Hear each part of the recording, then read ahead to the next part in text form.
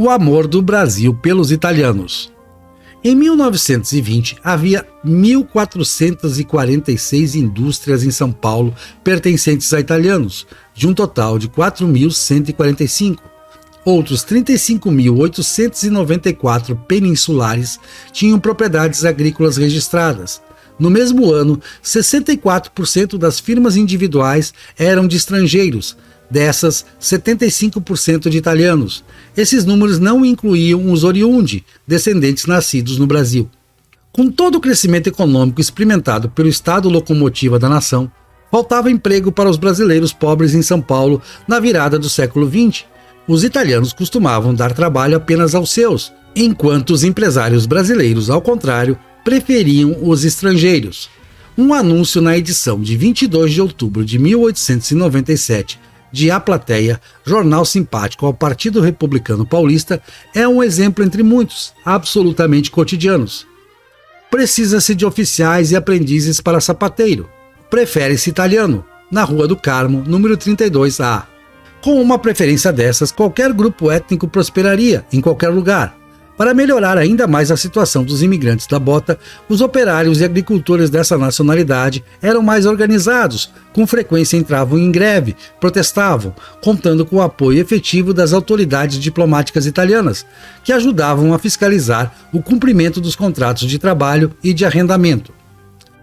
Nos Estados Unidos, na mesma época, os italianos eram rejeitados para os melhores postos de trabalho, secundados por imigrantes de outras etnias e especialmente pelos anglo-americanos. Os norte-americanos sabiam com quem estavam lidando, a elite brasileira também sabia, mas aqueles tinham estima por seus colonizadores originais, os brasileiros não. Calabreses e sicilianos dedicaram-se em grande escala à criminalidade nas grandes cidades dos Estados Unidos. Dariam origem às máfias italianas, a Mão Negra e a Cosa Nostra. No Brasil, os imigrantes da Calábria até aprontaram. O bando liderado pelo calabrês Francisco Mangano aterrorizou São Carlos entre 1895 e 1898, mas foi um caso isolado, merecendo o repúdio da comunidade de imigrantes vênetos locais. Na capital do estado, os crimes e contravenções de italianos não se destacavam da média geral. Proporcionalmente, roubavam menos que os portugueses e brasileiros, matavam mais. Também se destacaram no lenocínio, típica atividade associada à malandragem, embora esse crime apresente números modestos no geral. Nas contravenções, primavam pela embriaguez e pelas desordens, sendo minoritários na classificação genérica vadiagem. Tinham mais acesso a empregos. Misturaram-se, atenderam à expectativa nacional pela melhoria da raça? É difícil afirmar, pois se conta apenas com notícias esparsas e estatísticas de casamentos.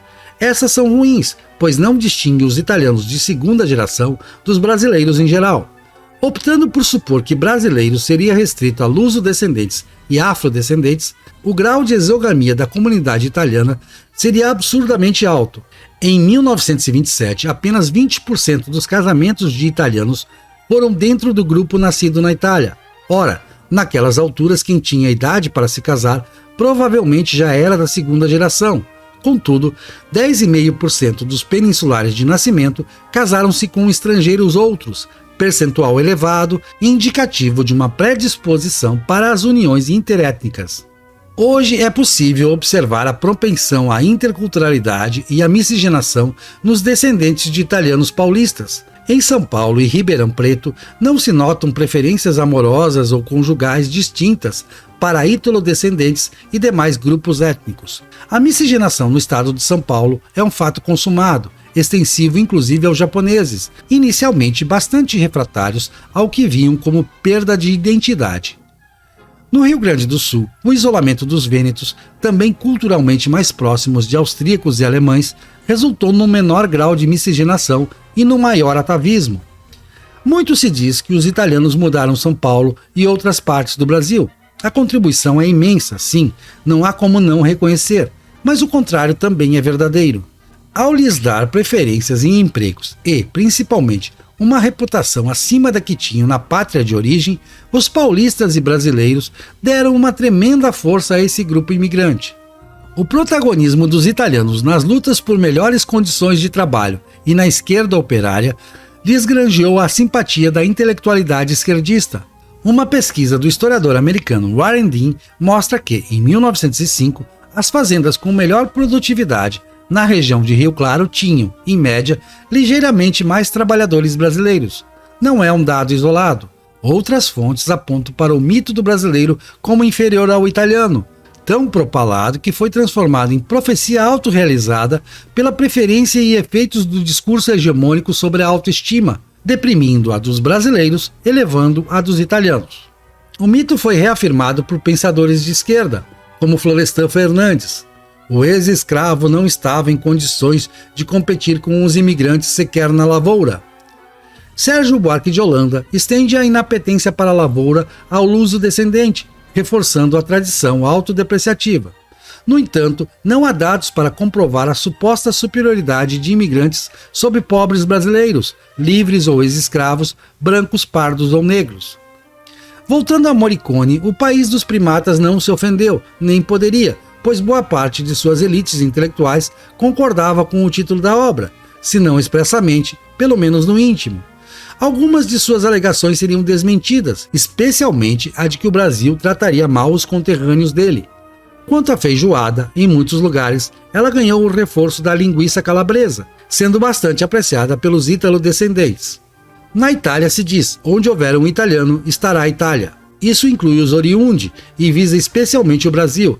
Para um país que fracassou nas más tentativas de colonização própria, Abissínia e Líbia, é bom se assumir como responsável pelo relativo sucesso de um gigante sul-americano. Porém, a obra, no caso, é alheia, é portuguesa.